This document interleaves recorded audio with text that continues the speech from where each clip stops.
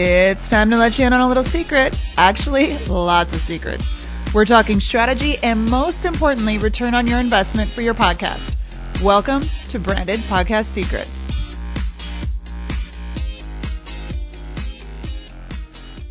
All right, welcome to another episode of Branded Podcast Secrets. I'm your host, Erin Greger, here with another very special guest, Amy Austin. Amy, thank you so much for joining me. Thank you for the opportunity, Erin. I'm looking forward to our conversation. Well, I always love to geek out over podcasts, so we're in a good place here. Me too.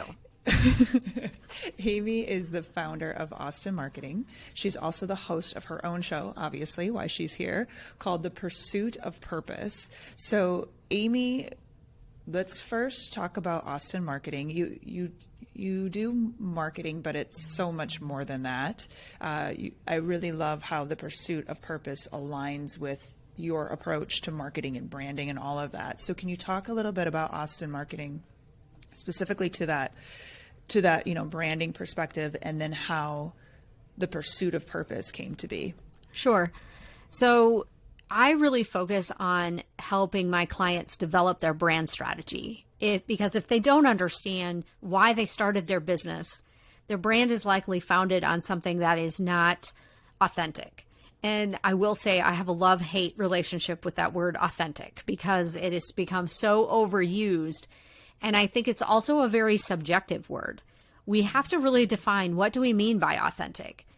For me, being authentic is empathizing with someone and being able to individualize the work that I do with them. And, that just because I do the same type of work doesn't mean that client A is going to get the exact same experience from me as what client B does, because they're different, right? So that to me is what authentic is for me. But for you, Erin, authentic is going to be something completely.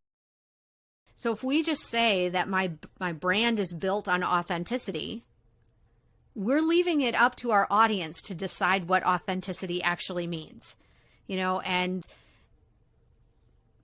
everybody's going to have a different perspective on that. And so I really work with my clients to dig in deep into what was the purpose of your business to begin with? What drove you to start it? And what makes it passionate for you? What drives you to continue to do it every day, day in, day out? And how can we make sure that that is coming through loud and clear in the brand that you are presenting? This morning on LinkedIn, I shared a post about my strawberry patch because it is like completely out of control right now. And which is a good thing and a bad thing. It's a good thing from the standpoint of, obviously, I've nurtured it very well and it's growing and it's producing strawberries, but it's out of control in the sense of it's now outside the boundaries of where I wanted it to be. And it's, I'm having a hard time managing it. I can't get to the plants easily to pick them when they're red and ready to go. So I need to pay attention to it. I need to nurture it in a way that is thoughtful and intentional. And the same thing applies to our brand. If I let my brand just run amok and I don't have established boundaries, and by brand boundaries, I mean, what's my brand promise? What's my purpose? What is the who's my target audience? All of those things that really come together, what's my archetype? How am I speaking? All of that. If I'm not setting those boundaries and adhering to those boundaries, I'm going to have a strawberry patch, or I'm going to have a brand that's like my strawberry patch that has grown out of control and is producing a lot of results, but maybe those results aren't the people that I want to be working with.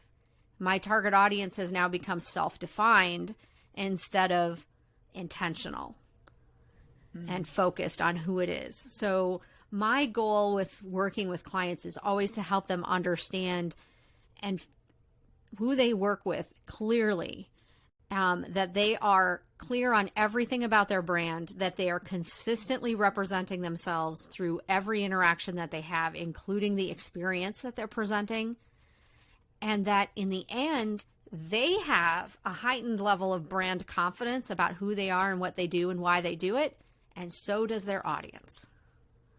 So I'm about the brand strategy and helping you get that in place, because without that brand strategy, your marketing strategy has no direction.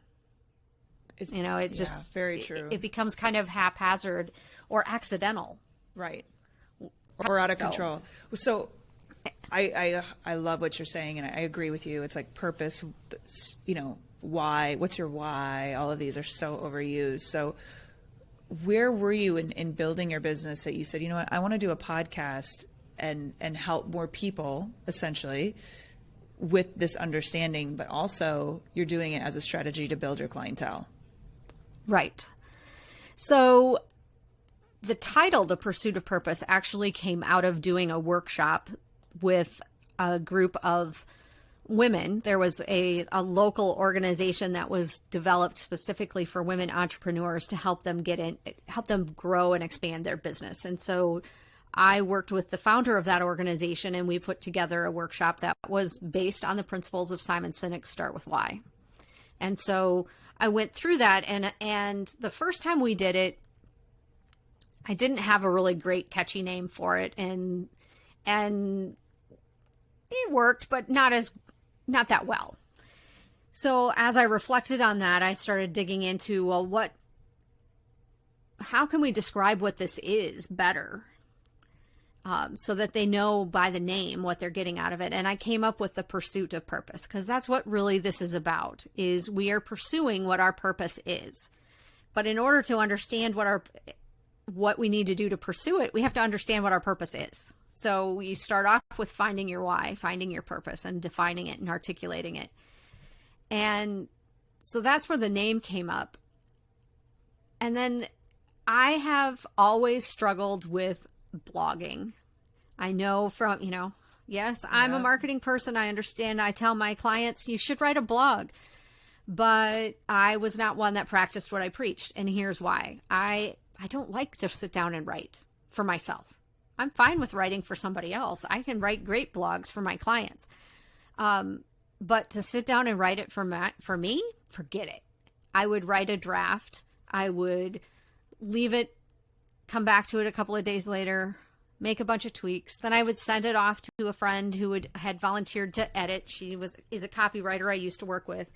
And I'd always send her, will you read this? Will you tweak it? And, the more she did it, the less she needed to tweak. So I was getting better and more confident in my own writing, but I still wasn't consistent. I just never had that consistency of putting out new content. And so I'd had a conversation with another consultant friend of mine, and I said, I just like to talk. I'm much more confident just having a conversation with someone. So, so she's like, well, maybe you need to do video. And I'm like, I'm not really interested in doing video. And then I started listening to a bunch of podcasts myself. And the more I thought about it, the more I was like, I could do this. Why don't I just start a podcast?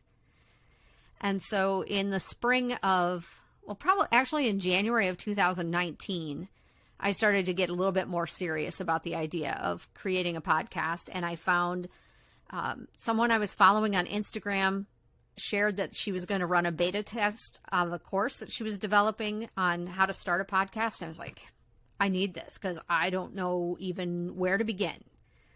So I took her course, and she ended up at the end of the beta deciding that she wasn't going to do anything more with it. She was going to pivot her business and do something different. So the people, I think there were 7 or 8 of us that took her podcasting course, and then it just got shelved and she didn't do anything more with it.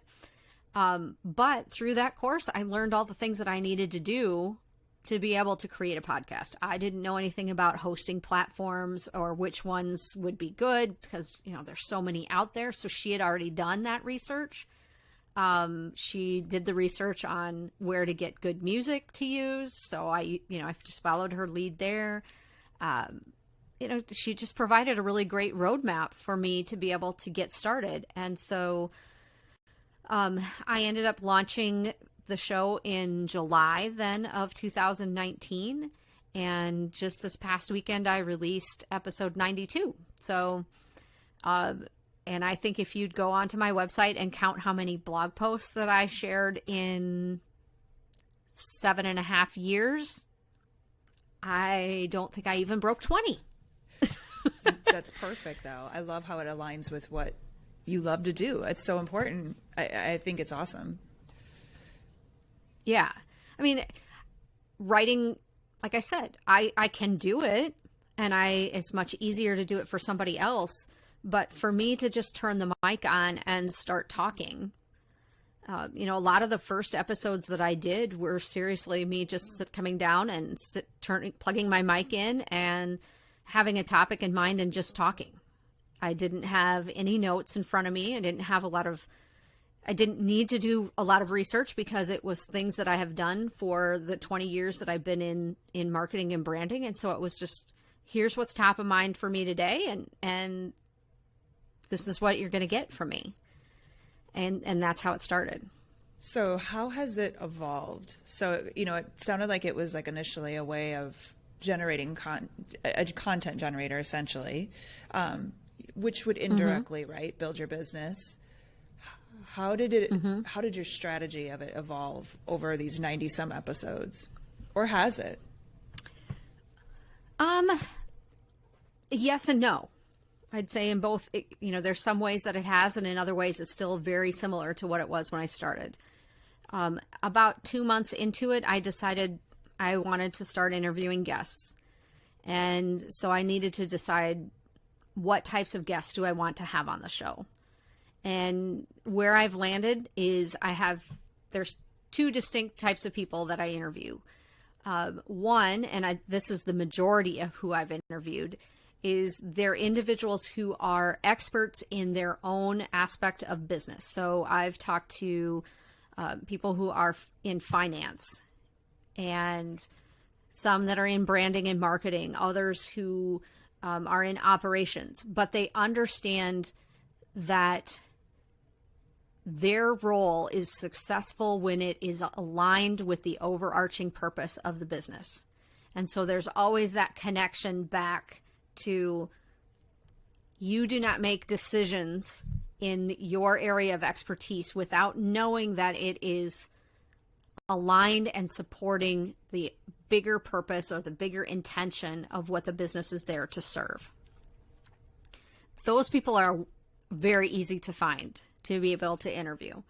The other type of person that I interview on the show are ones that have a clear understanding of what their individual purpose is, and the work that they're doing is 100% in alignment with that. So, for example, I interviewed a woman who is a financial advisor, or a financial therapist, excuse me.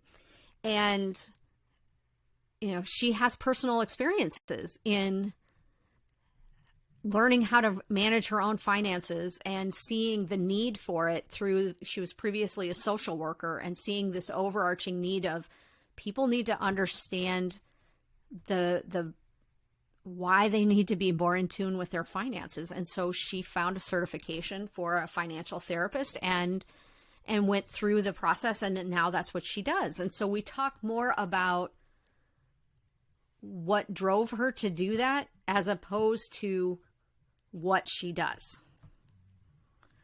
And so those are the 2 types of people that I try and interview when I do have interview shows. And my goal is always to do 2 interview shows a month. And then I have 1 solo show, and then the last show of every month, I always try and do what I call a favorites file. And so it might be something that is 2 or 3 segments on different things that I've read, or I'm great at drawing analogies. I guess I shared that already with the strawberry patch, but I've done segments where we've watched a movie and I've seen different things that relate back to business. And so I'll do a short segment on this movie that we watched over the weekend and how I see purpose and intentionality coming through, or the business lessons that you can learn on that. I mean, I have one blog that I did write and I converted it into a podcast, was the business lessons that you learn from the movie / musical Kinky Boots. And, when I shared that with people, they were like, what? I'm like, well, one, you haven't seen Kinky Boots. Two, just stay with me. Let me draw this and then they're like, oh, okay, I get this. I see how this works. And I think for me, the importance of purpose and having that drive comes from the years that I spent working in healthcare. Prior to starting Austin Marketing, I worked for just short of 18 years in two different large health systems in the marketing department. And when you're doing marketing for a healthcare organization, you are not promoting people getting sick, which is what people asked me when I first started working in the industry. You are helping bridge a connection because you are making an impact on the life of somebody when they need it the most. And they often can't find it without having somebody like me or having the marketing department in place to help guide them in some way. Otherwise, they would never know that, the highest ranking NICU in our area is in your backyard. And, no, you don't ever want to think that your baby's going to need that. But exactly, if the instance does come up, it's better to know that before, because you're not going to be in a position of being able to research it and make a sound decision when you're in that moment. And so, so that's really where my love of purpose and empathy in marketing really comes from, that past experience there. And I think as a society, we are wanting that more and more from all of our brands, not just service brands or not just healthcare brands. We want that from everyone now. And that's very different than it was, when I started my career. And I won't say how long ago that was because, we don't need to say that. Let's just say I have a lot of years of experience. And so if we can bring empathy and compassion and true purpose into the work that we're doing, we're going to create a more solid and credible bond with those that we serve. Yeah. And our brand is just going to get better and better because true. of it. So true. And like, I have a question about purpose, but I want to save it for the end though, because I'm always so curious about this. But for your podcast, I see what you're doing is like, I love like at the end of the, your blog, quote unquote, but what you're doing is like, hey, did this resonate with you? Did you find value? Like, do you feel like you need some help in this area? If so, schedule a call with me. Genius way. I think calls to action are so crucial because people will like you. And then it's like, so now what do? I like you. I want to work with you. Or, I agree. I need this. Are there other ways you're driving traffic? And then, are you measuring that in any way?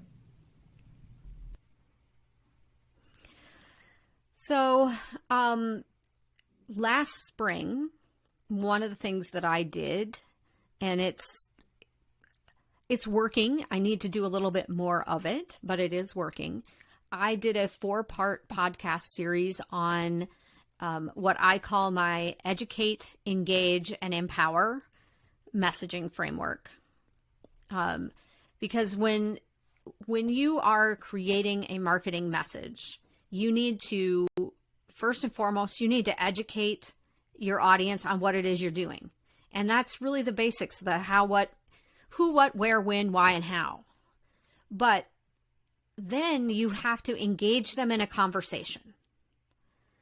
And so you have to get that dialogue going. So that means you have to enhance all of those key points, the basics. You have to enhance them in a way that is engaging and that's attractive to the people that you're wanting to speak to. And then you have to empower them to take action. That's the call to action.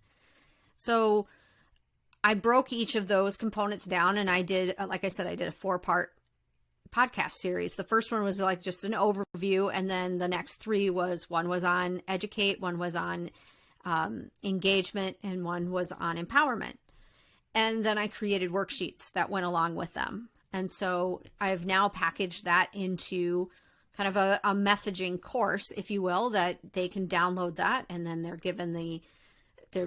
directed back to those podcasts. And that has been served as a good way to build up some of my email.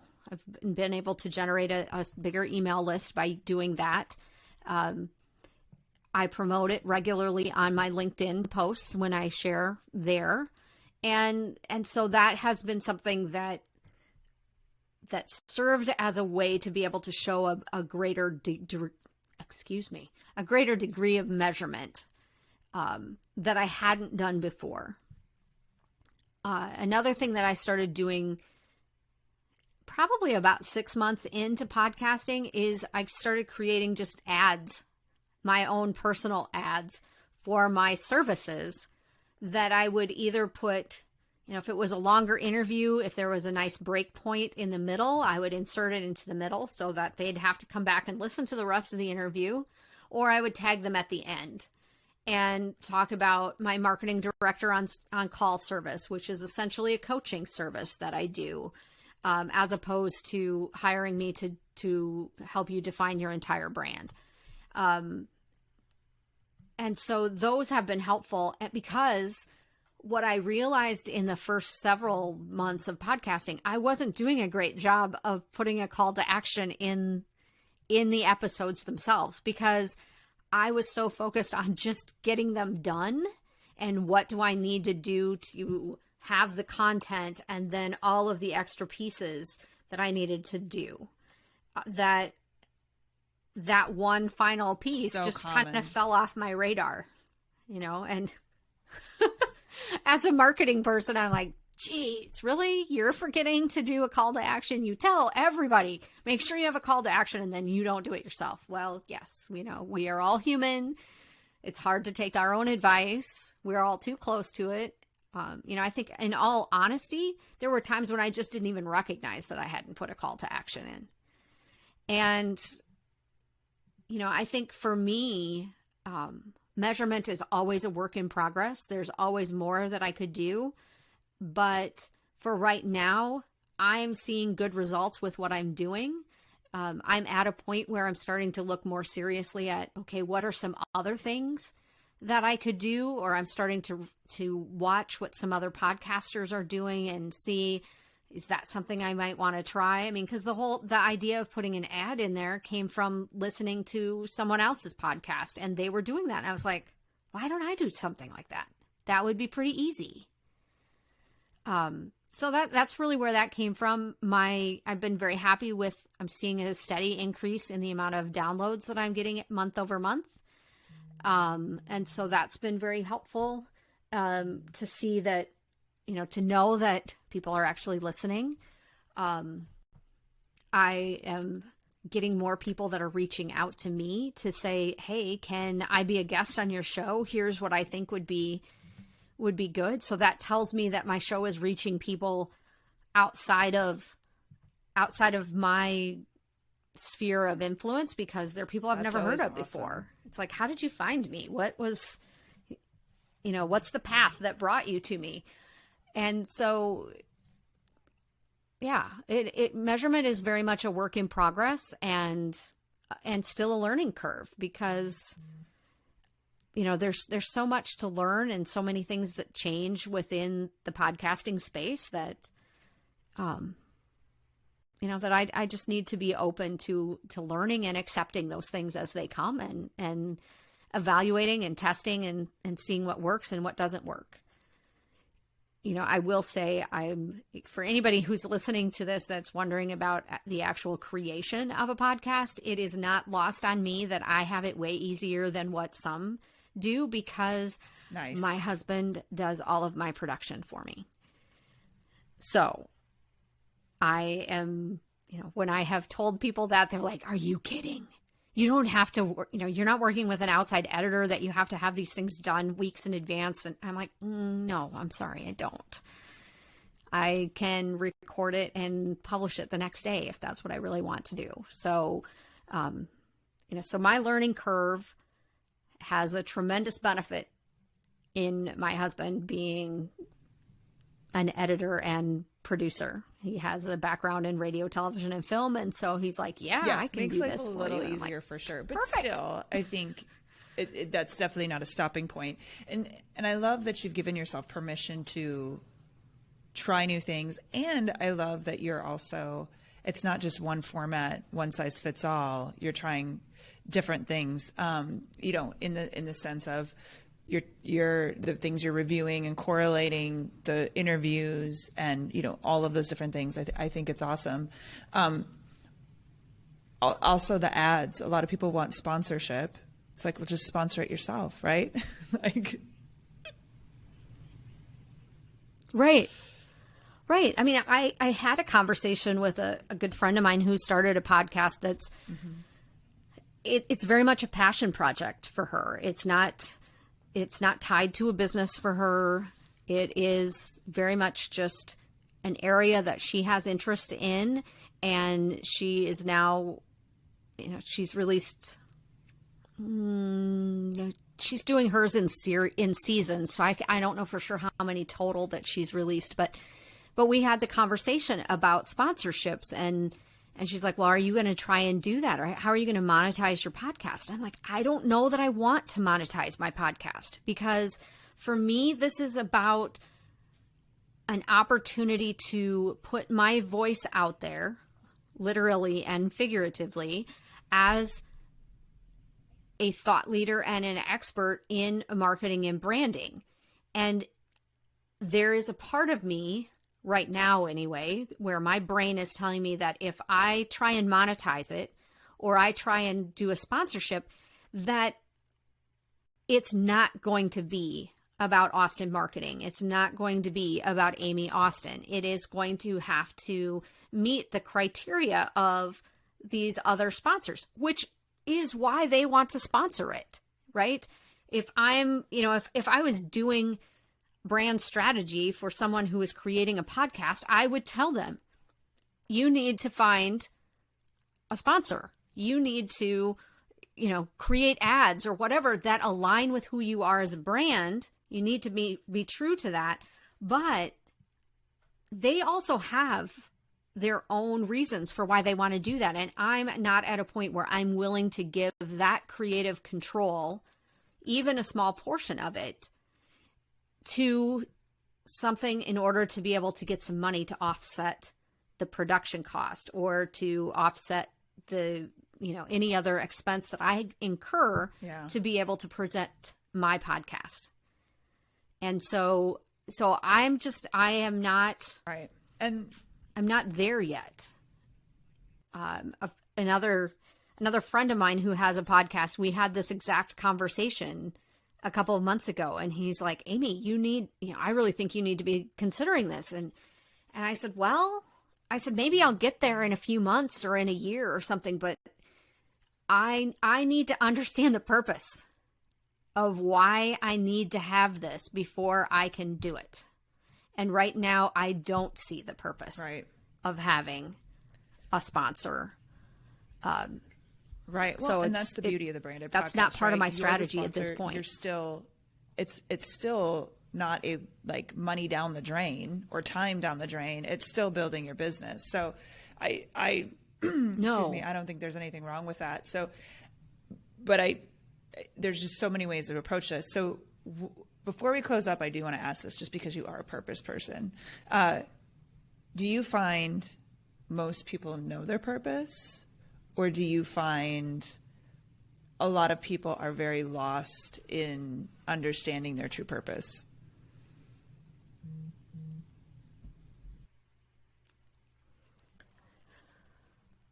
That is a great question.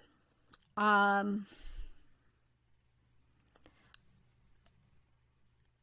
think they're kind of both.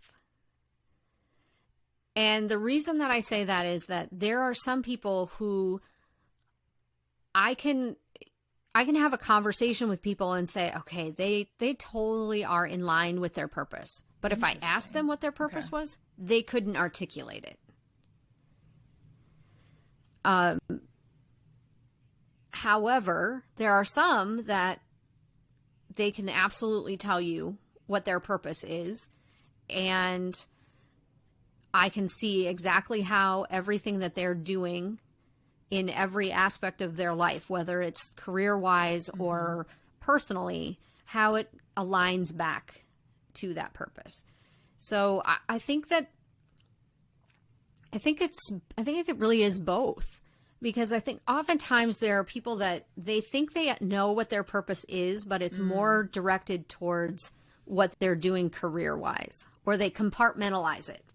You know, they say, I have a purpose for my business. I have a purpose for my personal life. I have another purpose for the things that I choose to focus my time and attention on volunteer-wise.